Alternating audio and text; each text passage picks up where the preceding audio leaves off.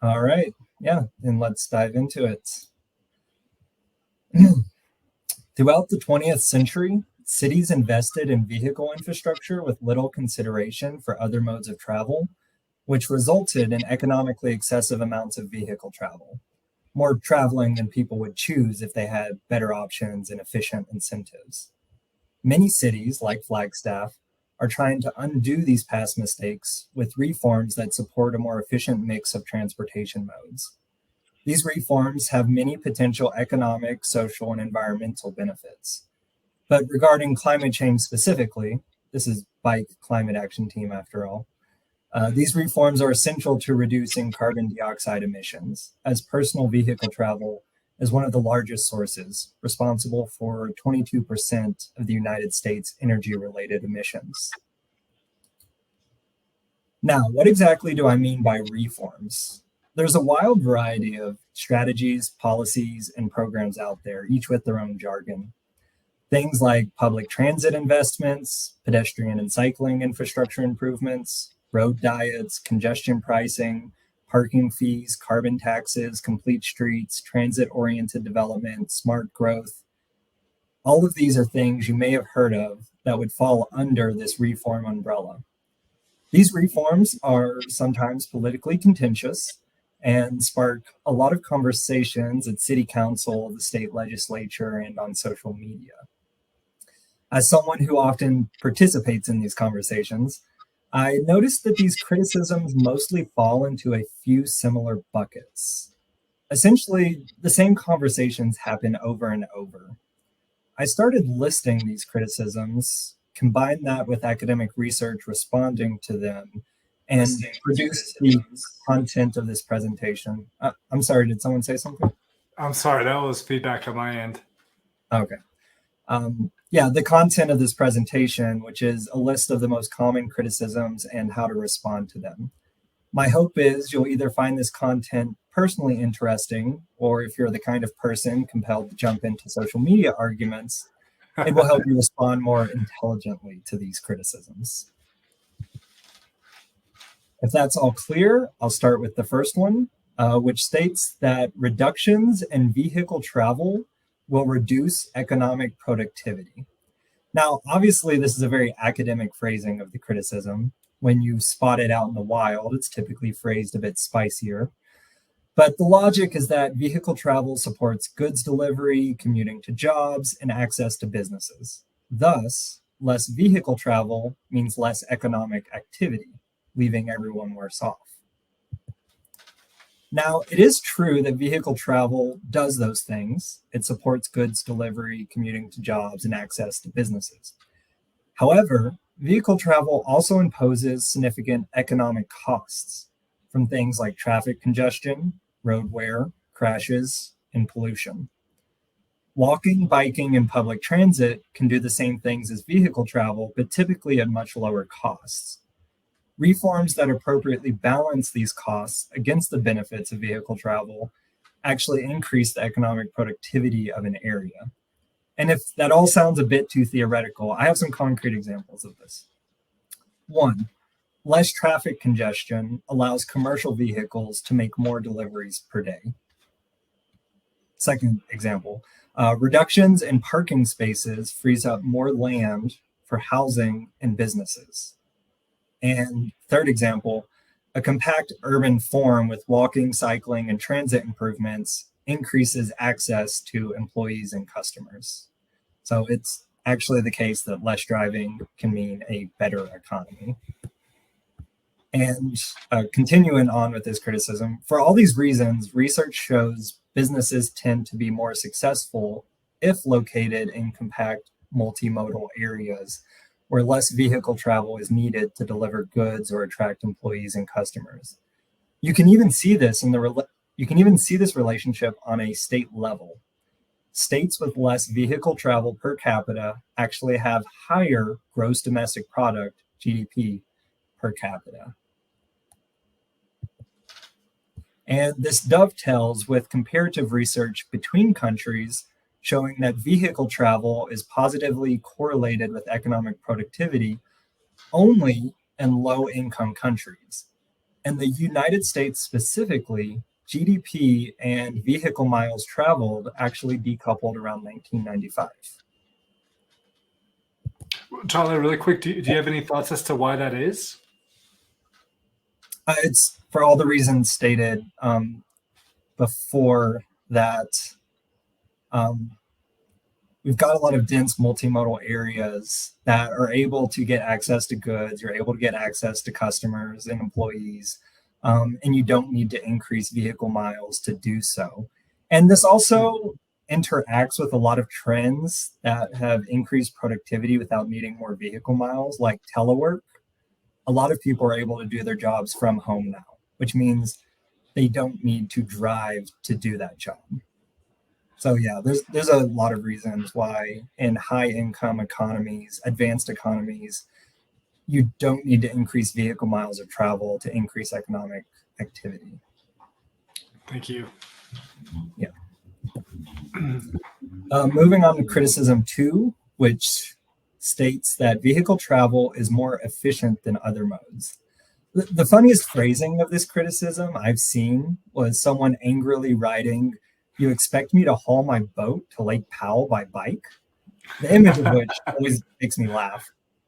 No, I do not expect you to haul your boat to Lake Powell by bike. Some trips are clearly more efficient by vehicle. However, not all trips. And the focus of reforms is enabling other transportation modes for trips where they'd be more efficient. For example, if you need to grab a few items from the grocery store for dinner, and you're able to live just a few blocks from a neighborhood grocery store with a continuous pedestrian and cyclist path connecting you, walking or biking is going to be more efficient than driving. And it's also worth noting that some of the perceived efficiency of vehicle travel is an illusion. A vehicle allows faster travel, but that is partially offset by the additional working hours required to own and operate the vehicle. When this time is accounted for, non-vehicle travel is faster than driving for a surprising number of trips, particularly for low-income workers. Criticism 3 states that using road user fees, things like fuel taxes, tolls, and registration fees, to finance non-vehicle transportation is unfair to motorists. When you spot this argument in the wild, it's some version of pedestrians, cyclists, and riders of public transit are freeloaders spending the hard-earned money of motorists.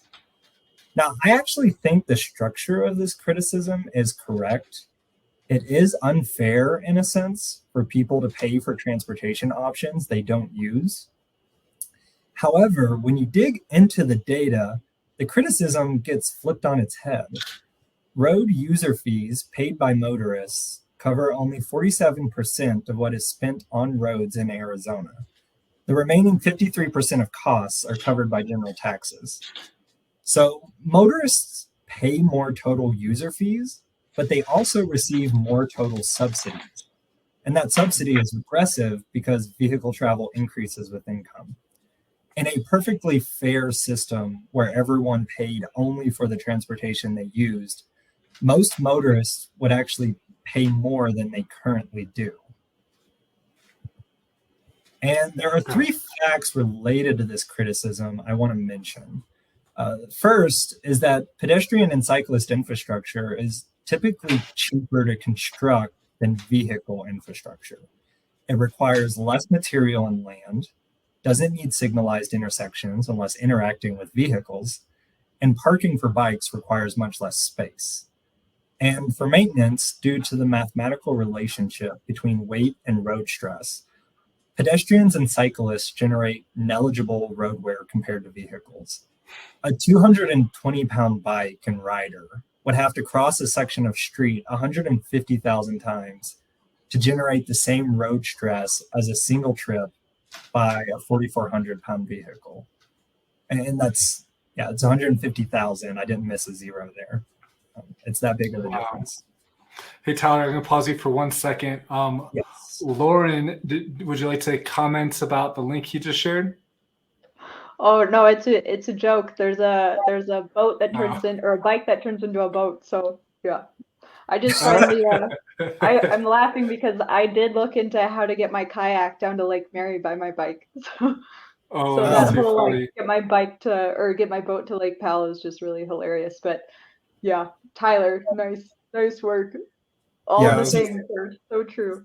so I guess the solution there is you ride your bike to Lake Powell and it turns into a boat. Dapper Dre is with us virtually. Welcome, Dre. Thanks for joining us. Dre writes, bike ped improvements are a waste of taxpayer money. Yeah.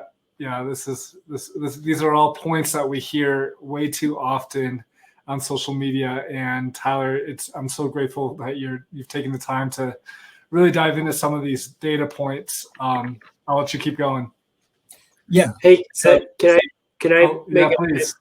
And I'm sorry, Tyler, I'm not going to be able to cite a source on this, but having worked in the bicycle business for a long time, there was a statistic that I read several years ago that in the United States per capita, bicyclists make a lot more money or make more money than average.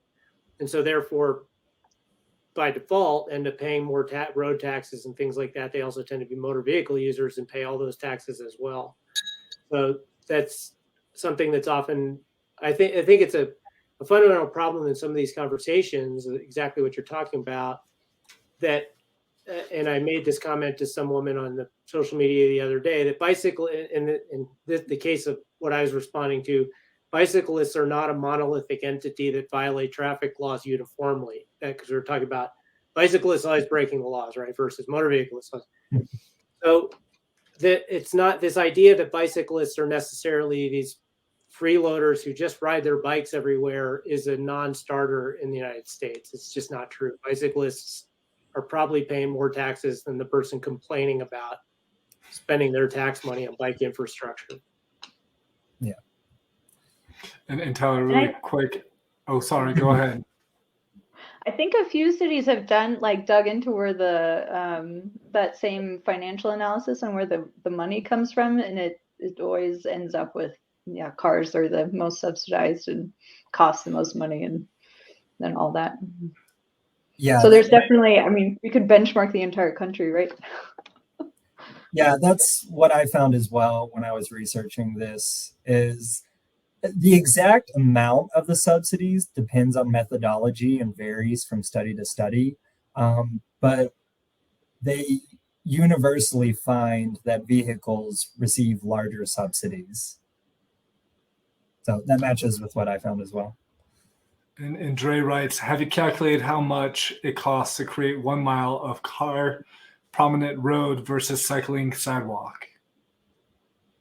I don't have that number on the top of my head, but I did go through a couple studies that try and do that.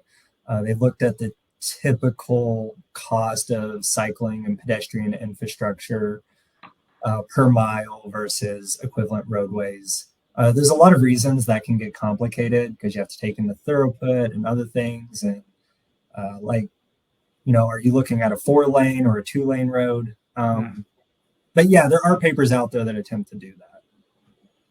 That's great. Science. I just Googled it real quick for a quick and dirty, and Science Daily says that 6 times more expensive for car infrastructure than bicycling. Especially the maintenance too, right? That's what part of your thing, Tyler. Yeah, the maintenance is negligible for most pedestrian and cyclist infrastructure because the wear and tear is so much less. I think actually wear and tear from weather would be a more prominent factor. Yeah. Wear and tear from the weight, the road stress of the travel. We could have a civil engineer come in and describe the differences between building a road foundation for heavy vehicles versus what are 200-pound bikes, maybe, or like total person. Yeah. Sorry, this is all highly entertaining. Yeah, this is very interesting. All right, Tyler, I'll let you continue. Yeah, so I think I was on the second point. So on the state and federal level, most funding of roadway construction and maintenance happens automatically. It does not need to be approved year to year, and thus it invites less scrutiny. The public notices cyclist and pedestrian infrastructure being voted on every year, but it doesn't notice the larger amounts that are automatically diverted to vehicle infrastructure. And I think this creates this false impression that a lot more money is going to bicycle and pedestrian infrastructure comparatively than what the actual situation is. And third point, this criticism assumes that spending on non-vehicle transportation is to the detriment of motorists. But that's not always true. For example, reforms that reduce traffic congestion by diverting some trips away from vehicles benefits the remaining motorists. It's not always a zero-sum game between motorists and non-motorists. Criticism 4 is less about data and more about rhetoric. It states that reforms to increase non-vehicle travel amount to a form of social engineering.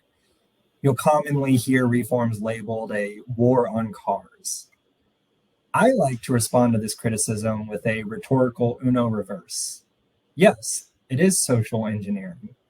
Our current policies that reduce non-vehicle travel options and encourage sprawl are a form of social engineering that reduces non-motorists' mobility and freedom. And there's a really good quote I found on this from Mark Halanek, the Washington State Transportation Center director. All transportation planning is social engineering. We've spent 100 years making it easy to drive. We've spent 100 years making it really hard to walk, cycle, or take a bus. So people drive because it makes sense. That's such a good point, Tyler. And I just want to, double down on that and share that, the other week, both myself and Dre spoke at City Council, and Dre made such a really valid point about induced demand and how induced demand works both ways. You can induce demand for cars and you can induce demand for alternative modes. And it's just a matter of what you want to build and plan for. And so, glad you had this slide in here, and that's a great quote. Yeah, glad that resonated with you. And the fifth and last criticism I will cover is that reforms are an ineffective waste of money. People will never shift away from vehicle travel. It's just impossible. And the best response to this criticism is to point towards the many examples of successful reforms within the US. I'm not going to read all the entries of this table, but this is just a handful of successful reforms I was able to find through academic research. Waving your hands in the air and declaring this is impossible is not just a failure of imagination, it's a failure to look around and see what's already been done. And outside of the United States, there is an abundance of mid-sized cities with vehicle mode shares in the 20 to 60% range. These cities exist in all climates and geographies, and their very existence implies that vehicle travel could be greatly reduced without deleterious effects. People in these other cities seem to go about their daily lives just fine and seem to enjoy themselves. It's not some apocalyptic wasteland. Yeah, so it's easy to see that this is possible. And yeah, that's all the content I had. A couple acknowledgements. So the bulk of the arguments and aggregated research that I presented here came from the Victoria Transport Policy Institute, an independent research organization dedicated to developing innovative and practical solutions to transportation problems. And also the cover slide image was taken by Kent Canoose and distributed under a Creative Commons license. Yeah, and that's my presentation. Thank you. That's great. Wow. Bravo. Thank you, Tyler, for putting that together. And that was a wonderful presentation. I see Lauren has added another link to our chat. Lauren, what's this one? I'm afraid to ask. I'm not sure either. Just a moment. Oh, you know what? That's the old one. Never mind. That's the old one. Okay. I don't know why it came up as like new for me. Never mind. Thank you, Tyler. That's really, really good points that you make. Stefan.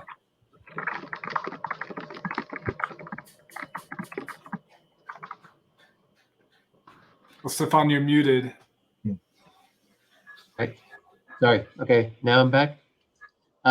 Yes. It's really important information when we are putting out messages about the BCAT actions, whatever they might be.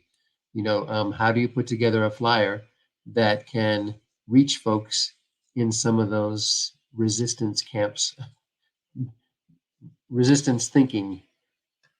So climate folks often look at data like that about climate and figure out ways to communicate in spite of those barriers or educate on those barriers in